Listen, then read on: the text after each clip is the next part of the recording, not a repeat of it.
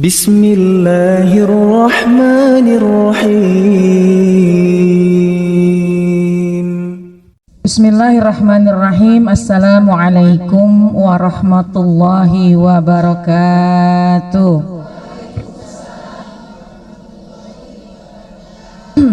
Alhamdulillah, alhamdulillahilladzi an'ama alaina bi ni'matil iman wal islam, wassalatu wassalamu ala sayyidina Muhammadin wa ala alihi wa ashabihi ajma'in, amma ba'du.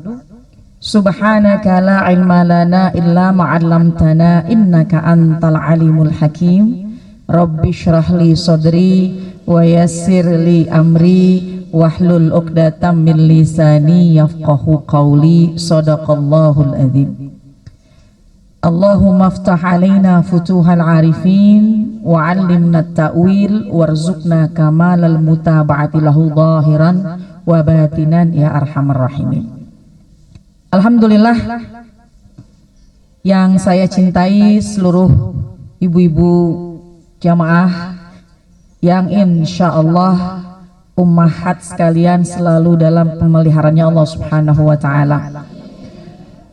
Juga guru kita Ustadz Isa yang tadi sudah menyampaikan ilmu di hadapan kita, Sahibul Bait, kita doakan mudah-mudahan Allah limpahkan kebaikan dan keberkahan.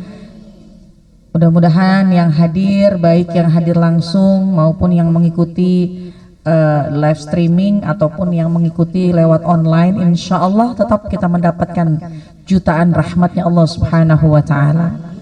Alhamdulillah, pada pagi jelang siang hari ini Allah kasih kita nikmat iman wal Islam, Allah kasih kita sehat panjang umur, Allah kasih kita luang waktu sehingga kita bisa duduk di majelis yang penuh dengan berkah ini.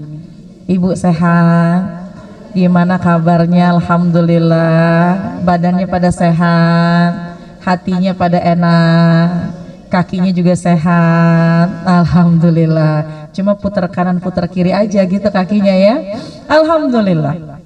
Ala kulli hal, kita bisa duduk di majelis ilmu ini adalah kesempatan emas. Tidak sembarangan orang bisa duduk di majelis yang semacam ini.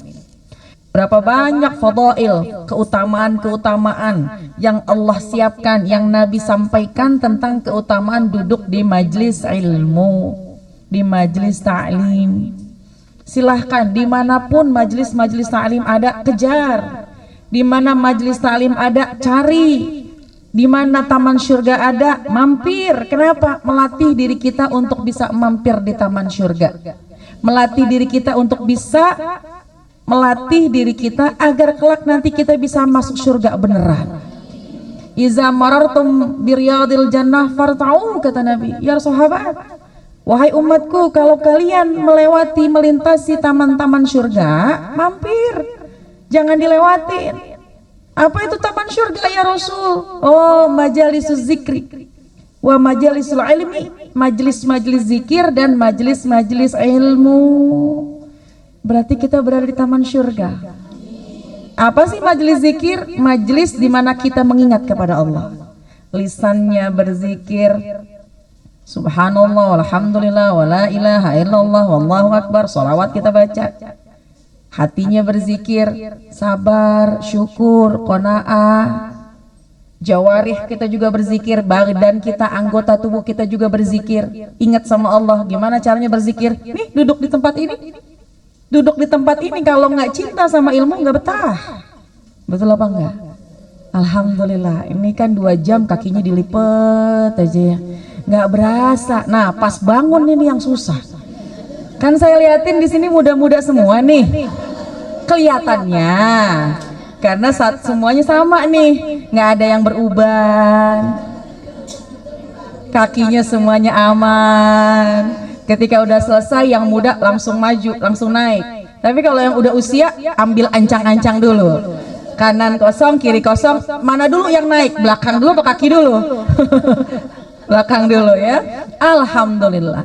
Ala kulli hal, pokoknya ketika kita sudah Allah izinkan duduk di majelis ilmu, insya Allah tanda-tanda man salaka tariqan yaltamisu fihi ilman sahalallahu lahu tariqan ila jannah. Siapa yang ringan kapan kakinya dibawa ke majelis ilmu, tanda-tanda Allah akan ringankan kita nanti menuju surganya Allah Subhanahu wa taala. Amin ya rabbal alamin. Duh, nikmat duduk di majelis ilmu. Nikmat duduk di majelis ta'lim. Kenapa? Karena Allah yang memberikan kenyamanan dalam hati kita. Ini majelis yang penuh dengan rahmatnya Allah. Nazalat alaihimus sakinah, hati jadi tenang. Wa ghasyiyat alaihimur rahmah, hujan rahmatnya Allah. Wa hafathumul malaika, kita berdampingan dengan malaikat rahmat. Wa zakarahumullahu fi man indah, kita dijanjikan oleh Allah, kita dibanggakan oleh Allah di hadapan para malaikat. Ya malaikati, wahai malaikatku, coba tuh liatin pengajian ummahat pagi-pagi. Coba liatin tuh di situ, catetin namanya ibu-ibu yang duduk di situ. Jangan ada yang kelewat, kata Allah kepada malaikat. Nah, malaikat semua dicatat ya Rob, semua dicatat, jangan ada yang tertinggal. Itu ada ibu-ibu di belakang kakinya belonjor, dicatat apa enggak ya Rob? Catat, catat. Yang matanya meremelek, catat. Ada ibu-ibu udah nyender aja baru duduk, catat, semua catat, jangan ada yang tertinggal. Yang di depan, yang di belakang, datang awal, datang akhir, samping kanan, samping kiri, pegang pulpen, nggak pegang pulpen, semua catat, jangan sampai ada yang tertinggal. Baik yang hadir maupun juga yang mengikuti streaming, catat semuanya, karena mengikuti kajian, duduk di majelis zikir, jadikanlah mereka calon penghuni syurgaku. Amin ya rabbal alamin. Rugi nggak Bu duduk di majelis kayak begini? Bahkan kita cari di mana majelis itu ada, cari di mana majelis taklim ada, datengin, ngelatih badan kita untuk kita duduk di taman surga. Satu masa kita duduk di surga beneran. Amin ya rabbal alamin. Jamaah sekalian, yang kita cari di dunia ini apa sih? Selamat. Betul apa enggak? Selamat. Yang penting selamat. Ada orang di luar sana kita ngalamin tetangga kecelakaan. Tetangga kecelakaan, yang ditanya orangnya selamat nggak? Gitu ya. Ada hal yang kita alamin, yang penting selamat nyawa deh, gitu kan? Karena yang paling utama adalah keselamatan. Ada 3 keselamatan yang harus kita jaga. Ada 3 keselamatan yang harus kita pelihara.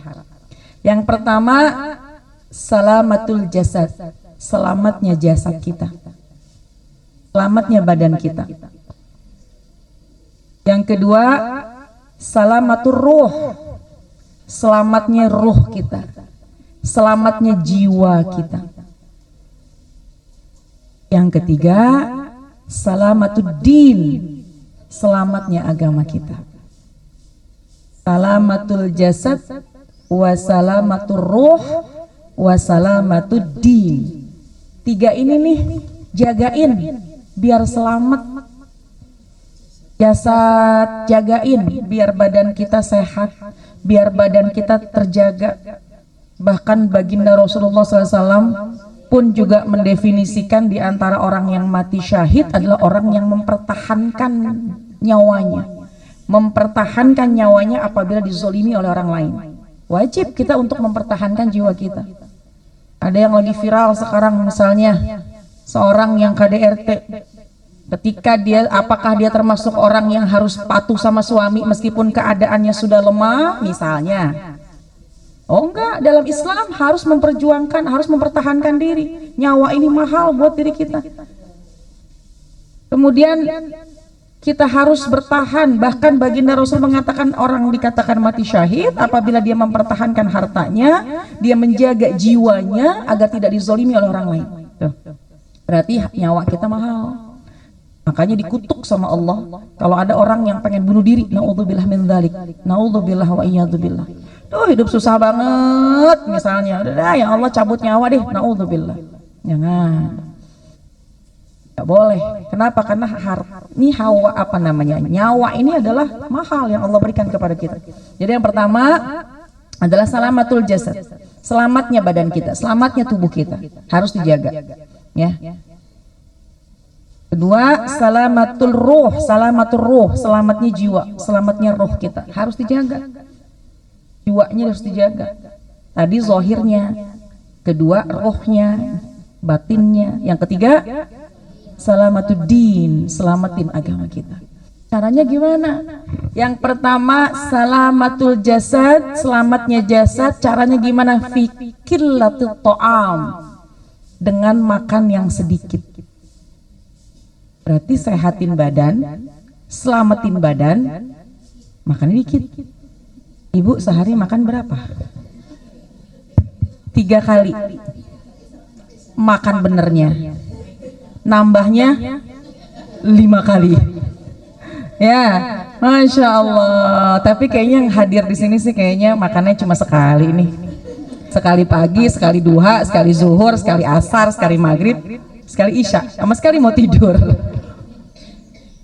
Ya, ya Allah. Nah itu. Ternyata kalau memang dokter menyarankan makan jangan banyak-banyak, makan ditaker. Emang juga Allah sudah memerintahkan. Kulu washrabu wala tusrifu. Kulu washrabu wala tusrifu. Makan, jangan enggak. Makanlah apa yang kamu nafsu, kamu senang makan. Kulu washrabu, jangan lupa minum. Kalau makan nggak minum seret. Kulu washrabu, makanlah kalian, minumlah kalian, tapi wala tusrifu, jangan berlebih-lebihan. Allah itu nggak suka orang yang musrifin. Allah itu nggak senang sama orang-orang yang berlebih-lebihan. Tapi sih insya Allah ya, kita ini makan ada alhamdulillah. Makan nasi sama 5 macam alhamdulillah. 4 sehat 5 sempurna.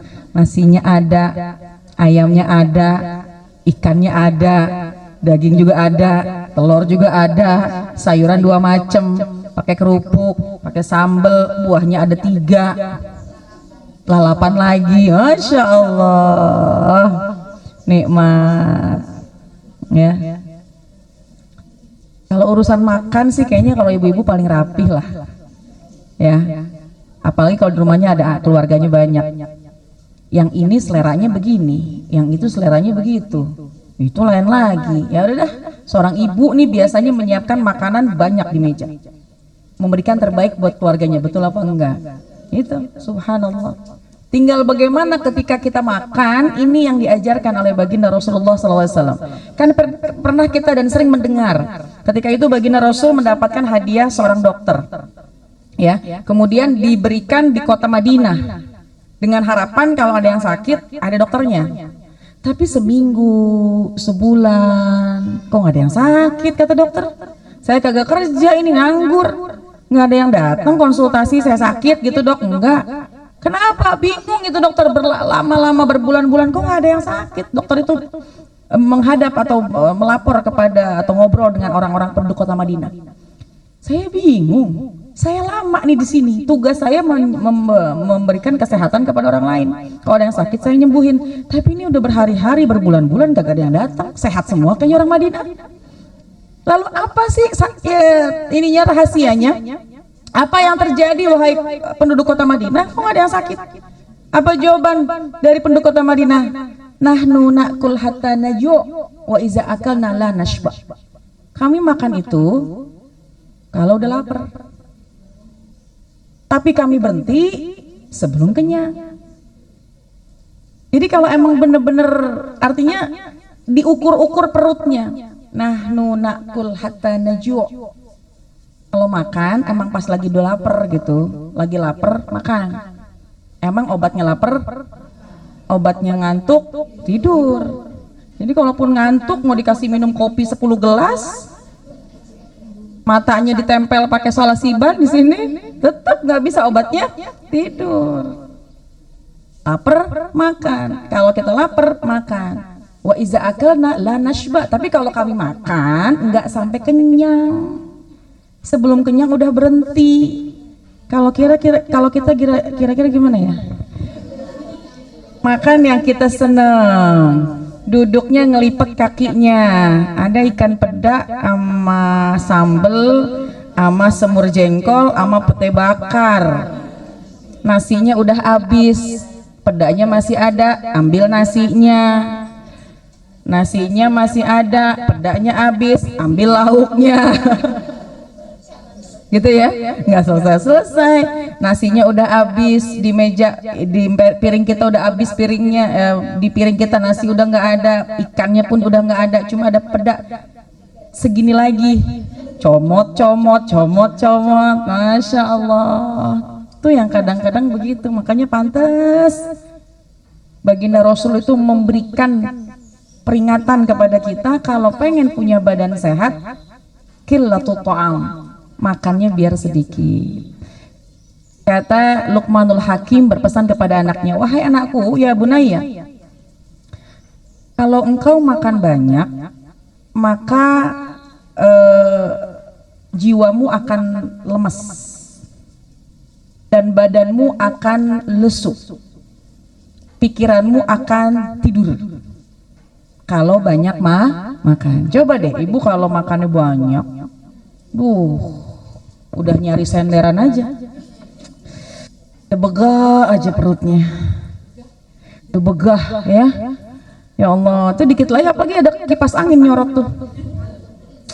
Makan 2 piring setengah, habis makan biasanya baru nyesel tuh, aduh kenyang banget nih. Aduh kipas angin lagi, mana ada pengajian siang nih. Berangkat enggak, kira-kira makan sepiring setengah, majelisnya siang-siang, berangkat apa tidur? Tergantung. Tapi biasanya ada pilihan antara berangkat sama tidur, ngantuk, berangkat, tidur, berangkat, gitu kan? Tapi kalau makannya sedikit, sesuai memang sekedar untuk meluruskan tulang belakang nih. Jadi kan kita kalau lapar begini, tapi kalau kenyang agak seger lah dikit, maka insya Allah nggak mikir tidur apa berangkat, pasti kita akan berpikir ambil air wudhu, pakai baju, berangkat ke majelis. Tapi kalau udah kekenyangan, ya Allah, apa sih ini yang isi sekarang? Kayaknya ntar minta contekan aja dah. Kayaknya enak nih, bantal udah manggil-manggil, kasur udah manggil-manggil, gitu ya. Itu tuh nggak salah makan karena pekerjaan yang mubah. Tapi kalau kita niatkan makan itu dengan takwa kepada Allah, maka pertama nggak akan pernah berani makan kecuali yang halal. Kita akan tinggalkan yang haram-haram. Kita nggak akan mau makan kecuali hanya yang halal saja. Kita tinggalkan itu yang haram-haram, pasti kita mau makan hanya yang halal. Yang kedua, kalau kita makan dengan ketakwaan, maka kita makan dengan caranya baginda Rasulullah SAW. Bagaimana? Pertama mengucap basmalah, bismillahirrahmanirrahim, supaya makanannya jadi berkah. Kullu amrin zibalin la yubda'u fihi bi bismillahirrahmanirrahim wa huwa aqqa au fi riwayatin wa huwa abtar. Kata Nabi, satu perkara baik kalau nggak diucap bismillah, maka itu perkaranya jauh dari keberkahan. Kita pengen makanan yang kita makan berkah, maka kita selalu mengucap bismillahirrahmanirrahim. Allahumma barik lana fima rozaqtana wa qina azabannar. Yang kita makan mudah-mudahan jadi rizki, jadi badan kita sehat dan dijauhkan kita dari api neraka. Tuh, kalau kita makan dengan ketakwaan kepada Allah, yang pertama hanya makan yang halal saja. Yang kedua, makannya kita ittiba. Tadi kan Ustaz Isa udah menyampaikan ittiba, ngikutin baginda Rasulullah SAW dengan cara bismillah. Kemudian makannya pakai tangan kanan, nyuapnya jangan gede-gede.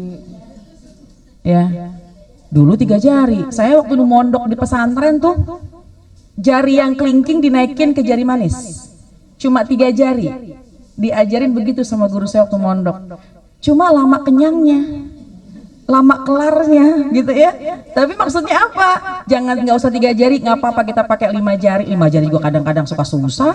Cuma jangan terlalu besar suapannya, jangan terlalu besar jumlahnya. Kemudian kunyahlah yang cukup. Jangan tengah-tengah makan, habis makan minum, minumlah kalau lagi hajat. Kalau memang udah merasakan keselak, minum. Tapi jangan setiap makan minum, makan minum, gitu ya. Nah, kalau kita makan dengan ketakwaan kepada Allah, maka kita akan mengikuti makannya baginda Rasulullah SAW. Di antaranya sedikitkan qillatut ta'am, sedikitkan makanan, insya Allah. Nih badan kita tuh ada porsinya. 1/3 makanan, 1/3 air, 1/3 udara. Kalau kita makannya berlebihan sehingga makan jatahnya air, akhirnya jadi sesak. Dan minum pun pasti banyak. Kalau makan lebih dari 1/3, ngambil jatahnya nafas. Minum banyak, ngambil jatahnya nafas. Nafasnya punya jatah nggak? Coba aja ngerasain, makannya banyak, minumnya banyak. Kenapa? Karena banyak makan sama banyak minum. Di badan kita udah ada porsinya, sepertiga, sepertiga, sepertiga. Insya Allah. Pengen badan sehat, qillatu ta'am, yaitu sedikitkan makanan kita. Salamatul jasad fi qillati ta'am, selamatnya nih badan kita, sehatnya badan kita dengan makan yang sedikit, insya Allah. Karena Bu, setan itu suka nyari pintu-pintu masuk untuk bikin hambanya Allah nggak mau ibadah. Di antaranya nafsu makan.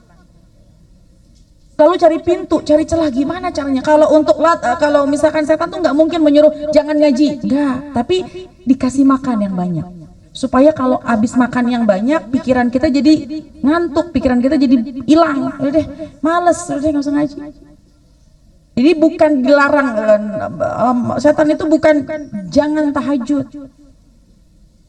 tapi dibikin enak kita tidur, dibikin makan kita kenyang. Kalau makannya kenyang, tidurnya pules. Ternyata tuh Bu, saya juga pernah dapat ilmu dari pondok. Gimana caranya supaya bisa memulazamakan sholat malam? Gimana caranya untuk kita rutin sholat malam? Di antaranya, pertama, tidur jangan malam-malam. Yang kedua, makan jangan banyak-banyak. Karena kalau makannya banyak, tidurnya enak banget. Orang yang belajar di pondok itu pasti tempat tidurnya nggak nyaman, supaya malamnya terbangun. Makannya pun di pondok nggak hebat, nggak mewah. Ada makanan tapi nggak mewah, sekedar cukup untuk mencukupi kebutuhan. Ini subhanallah. Jadi kita bisa belajar tuh yang model begitu, ya. Apalagi di usia yang kayak begini, makan nasi banyak-banyak, darah pada manis. Betul ya? Gula, jadi penyakit gula, doyan sama garam, jadi tensi tinggi, makan daging, kolesterol. Jadi makan apa Bu? Tempe aja udah mau tahu ya. Sekedarnya. Oh, tempe asam urat, ijo-ijo juga asam urat, urat pada asam semuanya, ya Allah. Tapi kalau kita makan sekedar, tidak berlebih-lebihan, insya Allah tidak akan jadi penyakit. Insya Allah. Amin ya rabbal alamin. Yang pertama, salamatul jasad fi qillatil ta'am, selamatnya badan dengan makan yang sedikit. Yang kedua, salamatul ruh, selamatnya jiwa kita. Dengan apa? Fi qillatil atham, selamatnya jiwa kita, selamatnya ruh kita dengan menyedikitkan dosa. Bu, punya dosa banyak apa dikit? Kayaknya di sini dosanya dikit-dikit nih. Dikit-dikit dosa, dikit-dikit dosa, dikit-dikit. Ya Allah, kita nih manusia penuh dengan kekhilafan. Ini betul apa enggak? Mata kadang memandang yang enggak pantas, dosa. Telinga ngikutin omongan orang, dengerin ghibah, naudzubillah, dosa. Lisan enggak sengaja ngomongin sesuatu yang enggak pantas, dosa. Kaki melangkah ke tempat yang enggak semestinya, dosa. Hati nih yang paling banyak dosanya. Betul apa enggak? Lisan enggak bersuara, mata mungkin hanya memandang, tapi hati bisa berbicara. Makanya pantas, innallaha la yanzuru ila ajsamikum wala ila suwarikum walakin yanzuru ila qulubikum. Pantas Allah itu nggak ngelihat rupa, nggak ngelihat wajah, yang Allah lihat apa? Hati. Kenapa? Karena yang paling banyak melakukan dosa itu hati. Orang diem sebelah, kita liatin bajunya sobek, kita bilang baju itu mulu, baju sobek dipakai, mulutnya diem, hatinya bergerak. Betul apa enggak? Mungkin kita punya tas baru, taruh paling depan, mulutnya diam, hatinya nggak ada yang punya kan tas seperti saya. Oh, hati lagi ujub, naudzubillah, sombong, merendahkan orang lain, naudzubillah.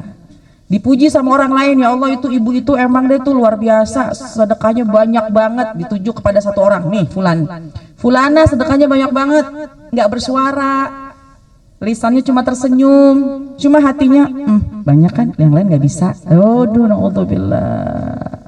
Ada lagi kita ngelihat orang hasad, ngelihat orang kita punya sifat dengki, naudzubillah min dzalik. Makanya besar banget itu pantangan kita untuk penyakit hati. Apa sih penyakit hati? Iri, dengki, hasad, ujub. Itu banyak banget. Baginda Rasul mengatakan begitu besar bahayanya. Iyyakum wal hasada fa innal hasada ya'kulul hasanat kama ta'kulun narul hataba, kata Nabi. Hati-hati punya sifat hasad, dengki ini di hati. Kenapa? Karena sifat dengki itu bisa memakan kebaikan-kebaikan yang kita perbuat. Kama ta'kulun narul hataba, sebagaimana tuh api yang memakan kayu. Kan cepat banget. Jadi jangan sampai kita punya penyakit hati. Kenapa? Karena ibadah-ibadah yang kita kerjakan sia-sia. Naudzubillah min dzalik. Nih, hati-hati. Ya. Jadi bagaimana caranya kita mensehatkan jiwa kita, menyelamatkan jiwa kita, menyedikitkan dosa. Abis banget mah kayaknya susah. Karena kita makhluk sosial. Selama kita masih hidup di muka bumi, kita masih diikuti sama setan. Setan selalu mencari cara untuk mengganggu hambanya Allah, untuk mengganggu umatnya baginda Rasulullah SAW dengan cara apapun. Bahkan setan itu mengalir selayaknya mengalirnya air darah dalam tubuh kita. Cari celah. Setiap ibadah pasti ada aja ujiannya. Bahkan orang yang meningkat imannya, tinggi imannya pun juga dinaikin lagi ujiannya. Ahasiban nas ayyaqulu amanna wa hum la yuftanun. Jangan mengira ketika orang sudah memiliki keimanan yang kuat kemudian tidak diuji. Hasiban nas ayutraku ayyakulu amanna wa hum la yuftanun. Jangan mengira manusia ketika dia sudah berkata aku beriman kepada Allah, imannya udah tinggi, kemudian dia nggak diuji. Baik diuji oleh Allah maupun diuji oleh syahwat kita, hawa nafsu kita. Jadi hati-hati. Ya, tapi kalau kita pengen selamat jiwa kita, kurangin dosa. Dosa mah pasti kita suka lakukan, tapi bisa ada kuncinya, ada caranya untuk menghilangkan dosa. Bagaimana? Istighfar. Kullun nas khata'un. Semua manusia itu selalu melakukan kesalahan. Wa khairu khata'in, sebaik-baiknya orang yang melakukan kesalahan at-tawwabun, mereka yang suka bertobat kepada Allah. Atau kama qala Nabi sallallahu alaihi wasallam. Jadi kita banyakin tobat supaya dosanya nggak ada, supaya ruhnya sehat. Kalau tiap hari melakukan dosa, ya wajar-wajar aja, namanya manusia. Tapi jangan sampai kita melakukan dosa nggak mau juga bertobat. Naudzubillah min dzalik. Kita hindari sebisa mungkin. Dengan mata memandang yang semestinya, lisan bicara yang semestinya, kita bergerak badan kita ke tempat yang semestinya. Itu kan ini qillatul atham kan? Ibu hadir ke sini pengen mengurangi dosa, betul apa enggak? Ini orang yang duduk di majelis ilmu.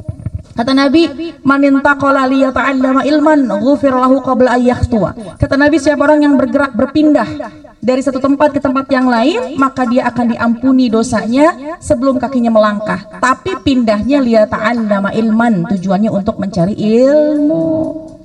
Orang yang berpindah tempat dari satu tempat ke tempat yang lain, liyata'allama ilman, untuk menuntut ilmu, Allah akan ampuni dosanya qabla ayyahtua, sebelum dia melangkah dari dalam rumahnya.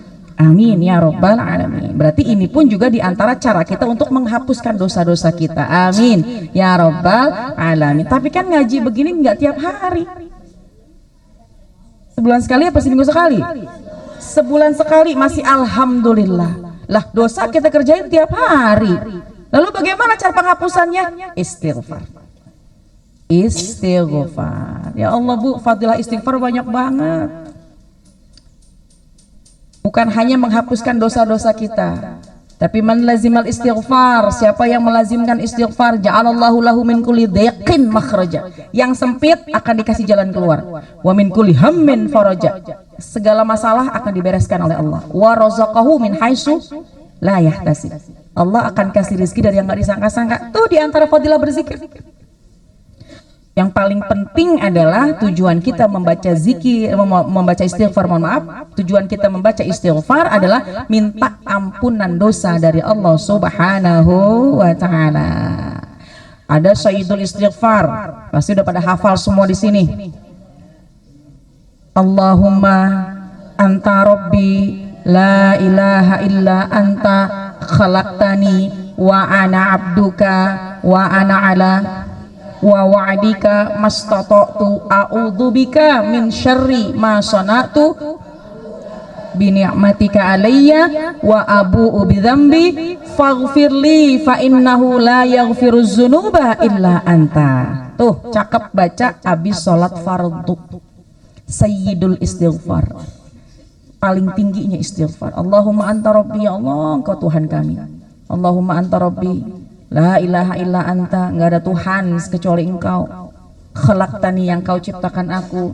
Wa ana abduka, aku adalah hambamu. Wa ana ala ahdika mastata'tu, aku sebisa mungkin mastata'tu a'udzubika min syarri ma sana'tu, aku sebisa mungkin untuk semaksimal mungkin aku ingin menghindari dosa-dosa.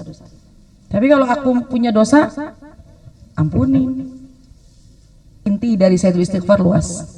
Jadi sebisa mungkin untuk bikin ruh kita sehat, maka kita perbanyak Sayyidul Istighfar setelah sholat fardu insya Allah. Allahumma anta rabbi la ilaha illa anta khalaqtani wa ana abduka wa ana ala ahdika wa wa'dika mastata'tu a'udzubika min syarri ma sana'tu bi ni'matika alayya wa abu'u bi dzambi faghfirli fa innahu sebisa mungkin, aku berjanji sebisa mungkin aku akan patuh kepadamu ya Rabb. Tapi kalau aku berdosa, aku lalai, faghfirli, dosaku diampuni ya Allah, ampuni dosa-dosaku. Tuh Sayyidul Istighfar. Habis sholat fardu kita niatin, jangan kurang kita membaca Sayyidul Istighfar insya Allah. Ya, kalau memang lagi hari-hari, perbanyak istighfar. Astaghfirullahaladzim, astaghfirullahaladzim, astaghfirullahaladzim. Istighfar ini bukan hanya untuk mengampuni dosa, tapi insya Allah akan memberikan masalah-masalah kita bakal beres semuanya. Amin ya Rabbal alamin. Nah itu yang kedua. Ya, jadi yang kedua, pengen ruh kita sehat, maka sedikitkan dosa.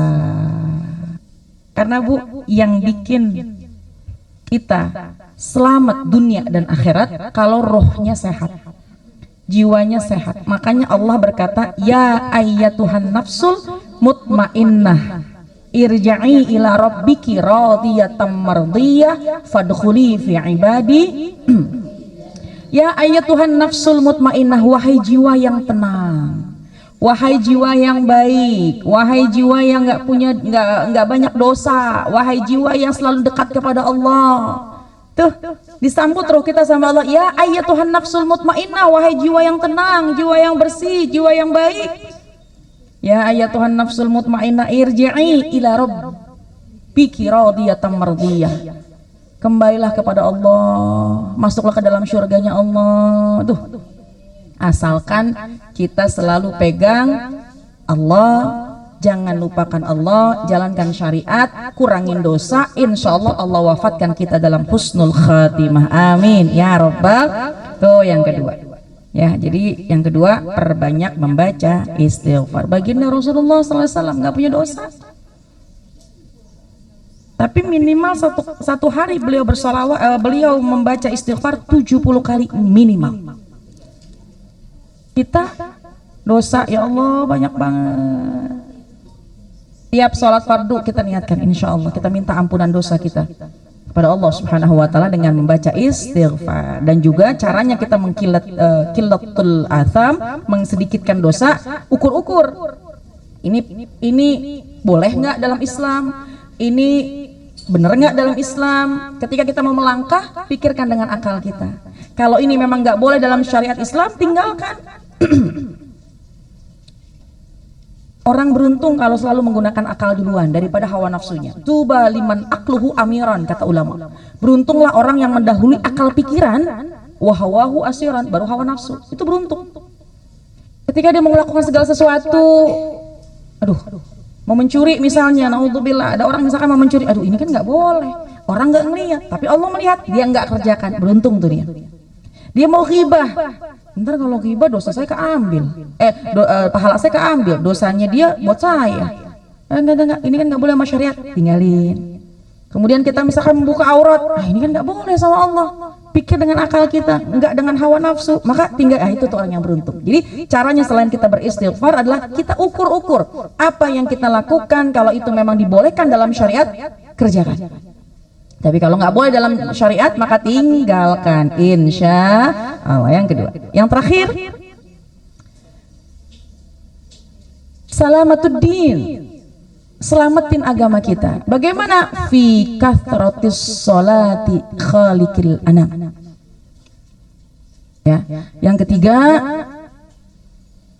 kita salamatuddin fi kathratis sholati khairil anam. Selamatin agama kita dengan memperbanyak sholawat kepada khairil anam, sebaik-baik manusia. Siapa itu? Baginda Rasulullah Sallallahu Alaihi Wasallam. Yang ketiga, perbanyak sholawat. Karena kalau perbanyak sholawat, maka itulah untuk menyelamatkan agama kita. Apalagi sekarang masih bulan Rabiul Awal nih Bu. Bulan lahirnya Baginda Rasulullah Sallallahu Alaihi Wasallam. Manusia yang paling cinta sama kita. Manusia yang paling setia sama kita. Manusia yang menyelamatkan wanita-wanita sekarang jadi mulia, wanita yang nggak pernah meninggalkan kita sesaat pun. Siapa? Baginda Rasulullah Sallallahu Alaihi Wasallam. Makanya kalau pengen selamat agama kita, banyakin sholawat.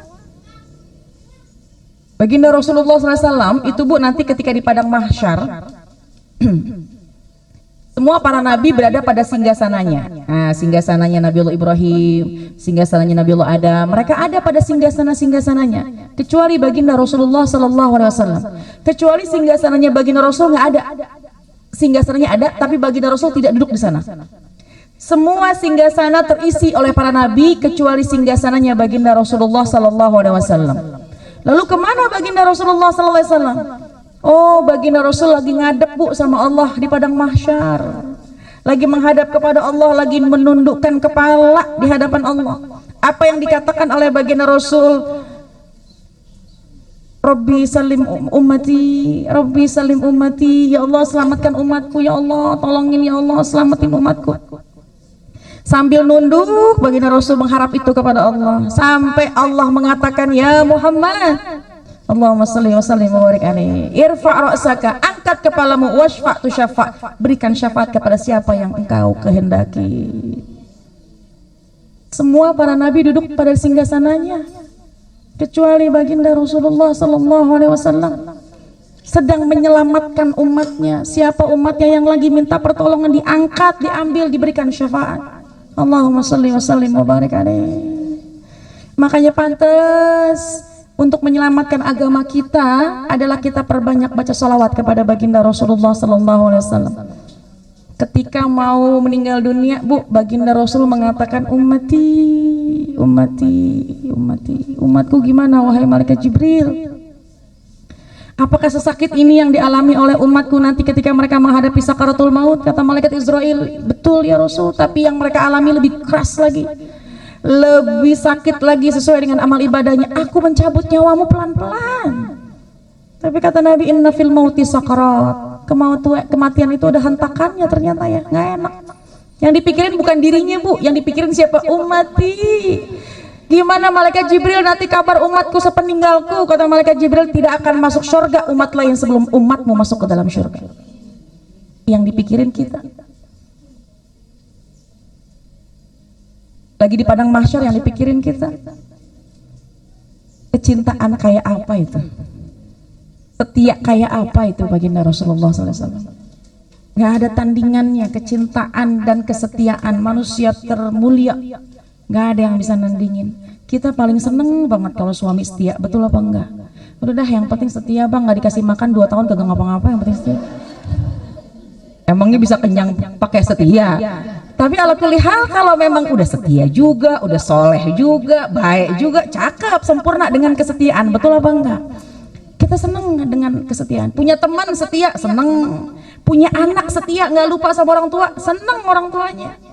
Ya Allah, kesetiaan yang paling tulus yang dimiliki oleh Baginda Rasulullah Sallallahu Alaihi Wasallam. Yang diingat itu ummati, ummati, ummati. Masih ada waktu, saya mau bercerita. Dalam kitab I'anatul Talibin, saya membaca ada satu kisah yang sangat-sangat istimewa. Ada seorang pemuda. Pemuda bukan ahli ibadah, tapi modalnya dia, hatinya itu cinta sama Nabi. Setiap hari dia selalu bersolawat. Lebih-lebih lagi ketika datang tanggal 12 bulan Rabiul Awal, itu meningkatkan membaca solawat. Bukan ahli ibadah, cuma modal cinta aja sama Nabi. Ketika tanggal 1 bulan Rabiul Awal, uang yang sangat terbatas. Dia ini seorang tukang angkat barang di pasar. Jadi orang ada yang belanja, dia ngangkatin tuh. Tukang panggul, ya. Upahnya itu dia bagi dua. Satu dipakai buat makan, satu taruh celengan. Celengan yang nggak dipecahin sampai tanggal 1 bulan Rabiul Awal. Setiap tahun dia begitu. Celengin tanggal 1 tebok. Celengan dibagi 3. 1 dibeliin baju baru, 2 pesan makanan, 3 disimpan. Tanggal 1 dia lakukan itu. Lalu untuk apa bajunya? Untuk apa makanannya? Dia pakai nanti tanggal 12 bulan Rabiul Awal. Tanggal 1 dia memperbanyak baca sholawat. Allahumma sholli ala sayyidina Muhammad wa ala alihi. Lebih-lebih lagi di bulan Rabiul Awal, Allahumma sholli ala sayyidina Muhammad wa ala alihi sayyidina Muhammad. Ketika masuk tanggal 12 bulan Rabiul Awal, dia pakai baju yang paling cakep, dia duduk. Enggak banyak bangun. Dia tahu itu hari waktu lahirnya baginda Rasulullah sallallahu alaihi wasallam. Kemudian dia mengucapkan salam, assalamu alayka ya Rasulullah. Assalamu alayka ya Safwatullah. Assalamu alayka ya Habiballah. Assalamu alayka ayyuhan nabiyyu wa rahmatullah. Tanggal 12 Rabiul Awal itu dia meningkatkan membaca sholawat. Dia bayangkan baginda Rasul hadir bersamanya. Dia membaca riwayat-riwayat dari maulidnya baginda Rasulullah SAW. Dia nggak biarkan hatinya berpaling dari Rasul. Khusus tanggal 12 Rabiul Awal. Allahumma sholli ala sayyidina Muhammad wa ala ali sayyidina Muhammad. Sampai kapan? Sampai subuh. Ketika subuh dia panggil teman-temannya, yuk kumpul. Saya udah pesan makanan, kita bergembira hari ini. Kenapa? Karena hari ini lahirnya baginda Rasulullah sallallahu alaihi wasallam. Kita makan yuk, kita harus gembira. Makanya ihtifal atau cara untuk kita merayakan hadirnya baginda Rasul macam-macam. Bisiyamin, ada yang puasa, bitoamin, ada yang ngasih makanan, atau dengan berzikir kepada Allah, perbanyak baca salawat. Kan ihtifal atau peringatan maulid itu begitu. Termasuk nih pemuda ini, ayo kita makan hari ini tanggal 12 Rabiul Awal, kita bersolawat, kita ingat baginda Rasul, kita bergembira karena hadirnya baginda Rasulullah sallallahu alaihi wasallam.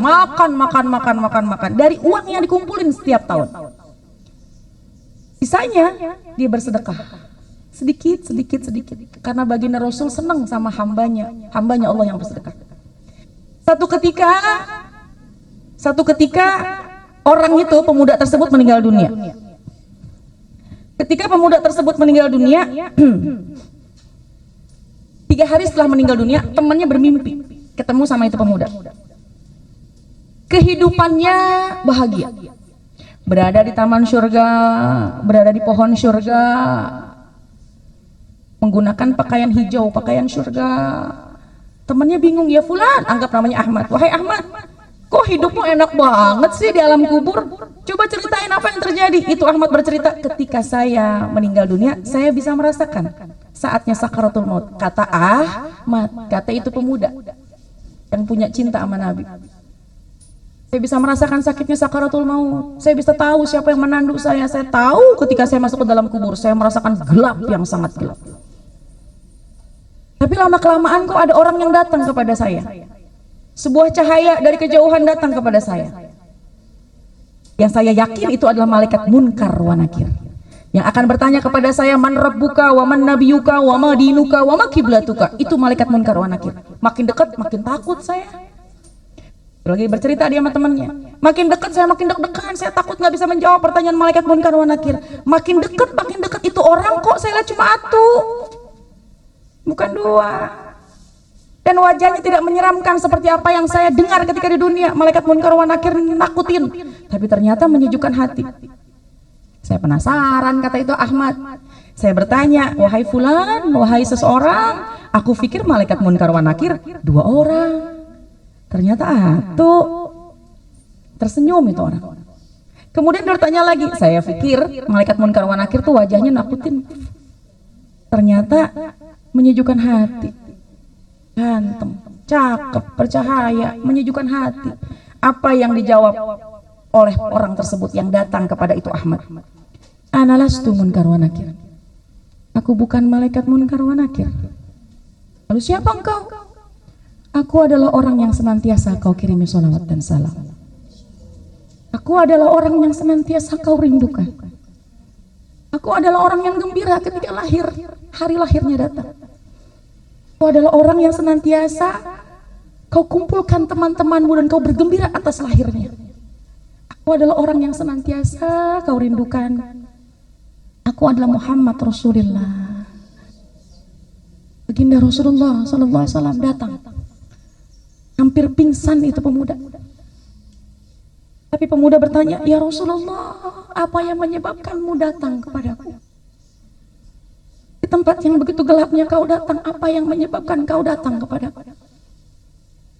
Baginda Rasul menjawab, "Aku tahu engkau meninggal dunia, aku izin kepada Allah untuk menghadap kepadamu segera sebelum malaikat munkar wa nakir datang. Sesaat lagi malaikat munkar wa nakir akan datang kepadamu. Dia akan bertanya pertanyaan-pertanyaan. Tapi tenanglah wahai pemuda," kata baginda Rasul, "aku tidak akan pernah meninggalkanmu. Detik pun aku tidak pernah mau meninggalkanmu. Sekarang aku tidak mau meninggalkanmu, karena engkau tidak pernah meninggalkanku selama di dunia. Kau tidak pernah kering lisanmu bersolawat kepadaku. Kau selalu senang menghidupkan sunnah-sunnahku. Kau selalu gembira ketika hari lahirku datang. Kau isi Rabiul Awal dengan memperbanyak membaca sholawat kepadaku. Kau tidak pernah meninggalkanmu wahai fulan. Dengan berbagai macam keterbatasanmu, tapi kau tidak pernah lupa baca sholawat kepadaku. Aku ada dan aku tahu. Aku izin kepada Allah, aku ingin datang lebih awal kepadamu. Aku ingin menemanimu. Sesaat lagi malaikat munkar wa nakir akan datang. Aku tidak akan pernah meninggalkanmu. Aku akan bisikkan di telingamu apabila kau lupa akan jawaban malaikat munkar wa nakir. Aku akan ingatkan kepadamu apabila engkau tersilap dalam mengucapkan jawaban dari malaikat munkar wa nakir. Aku gak akan pernah meninggalkanmu, karena ketika di dunia kau tidak pernah meninggalkanku. Allahumma sholli wa sallim wa barik alaihi. Manusia yang paling setia. Manusia yang paling setia. Manusia yang tahu kalau kita kirimin salawat dan salam. Kalau kita mengucapkan Allahumma sholli ala sayyidina Muhammad wa ala ali sayyidina Muhammad, kata baginda Rasul, Allah akan mengembalikan roh kepada jasadku dan aku tahu siapa yang membaca salawat dan aku akan membalas salawatnya. Itu mulianya orang yang senang bersalawat kepada baginda Rasulullah sallallahu alaihi wasallam. Di dunia akan tenang hatinya. Di dunia sudah diketahui kedudukannya. Apalagi nanti di alam barzah, insya Allah tidak akan ditinggalkan kita oleh baginda Rasulullah sallallahu alaihi wasallam. Makanya pantas baginda Rasul ketika di padang mahsyar tuh Bu, nggak ada, karena ngeliatin mana nih, nyiriin mana nih umat-umatku yang harus aku berikan syafaat, mana nih umat-umatku yang harus aku berikan pertolongan. Tuh sementara duduk tenang aja udah enak, tapi nggak bisa duduk. Kenapa? Pengen selamatin umat-umatnya, terutama umatnya yang sering membaca sholawat. Mudah-mudahan cara menyelamatkan agama kita, Salamatuddin, menyelamatkan agama kita, fi kathratis sholati ala khairil anam, memperbanyak bersolawat kepada baginda Rasulullah sallallahu alaihi wasallam. Zayyinu majalisakum bisolati alaihi, kata Nabi, hiasilah majlis-majlis kalian dengan bersolawat kepadaku. Fa inna solatakum alaiya nurul lakum yaumal qiyamah, Karena sholawat yang kalian baca itu akan menjadi cahaya nanti di hari kiamat. Jadi kalau kita baca sholawat nih Bu sekarang di dunia, itu nanti sholawat yang kita baca akan ada cahayanya. Di padang mahsyar fi yaumil qiyamah, di hari kiamat tuh kita nenteng yang namanya cahaya. Bukan dari lampu, bukan dari lilin, bukan dari petromak, bukan dari mana? Dari sholawat yang kita baca. Yang pertama, perbanyak baca sholawat kepada baginda kita Rasulullah Sallallahu Alaihi Wasallam. Ya Allah Bu, cuma sholawat yang kita bisa baca kapan aja. Ibu lagi tidur baca sholawat, ibu lagi masak baca sholawat, ibu lagi gundah hati baca sholawat, lagi ribut sama pasangan baca sholawat, lagi kesel hatinya sama anak bacain sholawat, lagi udzur nggak bisa sholat baca sholawat. Kita kalau mau baca Quran kan harus dalam keadaan suci, harus punya wudhu. Mau sholat harus dalam keadaan suci. Lalu zikiran apa yang tidak kenal waktu? Sholawat. Allahumma sholli wa sallim wa barik alaihi. Silakan sholawat kamilah yang hafal baca, sholawat nariyah yang baca, yang hafal silakan, sholawat munjiat silakan baca, sholawat ibrahimiyah, sholawat paket hemat juga nggak ngapa-ngapa. Apa itu sholawat paket hemat? Allahumma sholli ala sayyidina Muhammad wa ala ali sayyidina Muhammad, nggak apa-apa, cuma apalnya itu misalnya nggak apa-apa. Hanya bacaan sholawat yang kita baca, insya Allah Allah sampaikan kepada baginda Rasulullah Sallallahu Alaihi Wasallam. Nggak harus berwudu, nggak harus tutup aurat, dimanapun, kapanpun, selalu kita membaca sholawat kepada baginda Rasulullah Sallallahu Alaihi Wasallam. Insya Allah sholawat yang kita baca banyak akan menyelamatkan agama kita. Pernah sahabat bertanya, ya Rasulullah, itu kan fadilah sholawat banyak banget ya. Man shalla alaiya sholatan wahidatan sallallahu alaihi biha asyran. Kala Nabi sallallahu alaihi wasallam, siapa yang bersalawat kepadaku 1 kali, maka Allah akan bersalawat kepadanya 10 kali. 10 kali berlipat 100 kali, 100 jadi 1000 gitu ya. Nah itu kan fadilahnya besar banget. Apakah kata sahabat yang dapat fadilah itu hanya orang-orang yang hatinya khusyuk ketika baca sholawat? Kata sahabat, kata baginda Rasulullah SAW, baginda Rasul menjawab, la, tidak. Bal likulli ghafilin, akan tetapi setiap orang yang lalai dia membaca sholawat, tetap dia mendapatkan fadilah dari sholawat yang dia baca. Apalagi hatinya khusyuk. Apalagi sambil baca sholawat, Allahumma sholli ala sayyidina Muhammad wa ala ali sayyidina Muhammad, sambil hadirkan baginda Rasul dalam hati kita. Apalagi ketika kita membaca sholawat, maka kita membayangkan ada baginda Rasul tersenyum kepada kita. Pastilah itu sudah menjadikan derajat yang tinggi. Mudah-mudahan Allah akan mencurahkan rahmatnya kepada kita semua. Amin ya rabbal alamin. Jadi jangan kurang baca sholawat, insya Allah, karena sholawat bisa menyelamatkan agama kita. Amin ya rabbal alamin. 1 jam sudah saya menyampaikan kajian ini. Mudah-mudahan sedikit yang saya sampaikan ada manfaatnya. 3 yang harus kita jaga supaya kita hidup bahagia, selamat dunia dan akhirat. Yang pertama, salamatul jasad, selamatnya badan. Caranya gimana? Makannya dikit. Bilang sama suami, bang mulai sekarang kita makan dikit-dikit aja ya bang ya. Kata suami, alhamdulillah uang belanja ngirit katanya. Yang kedua, salamatul ruh, menyelamatkan jiwa kita, menyelamatkan ruh kita dengan caranya gimana? Sedikitkan dosa, banyak istighfar, dan juga kita ukur-ukur, takar-takar, apakah ini berdosa, tinggalin. Apakah ini Allah mau? Kalau Allah mau, kerjakan. Allah nggak ridho, tinggalin. Apakah ini tuntunan Nabi? Kalau iya, kerjakan. Kalau bukan tuntunan syariat, tinggalin. Tuh. Jadi kita selamatkan jiwa kita, roh kita, yaitu dengan menyedikitkan dosa. Karena nanti ketika kita meninggal dunia, badan terkubur, yang kembali sama Allah itu apa? Ruh yang kembali kepada Allah. Berikanlah ruh kita yang paling indah, terbaik kepada Allah, di mana ruh kita jauh-jauh dari mengerjakan dosa. Amin ya robbal.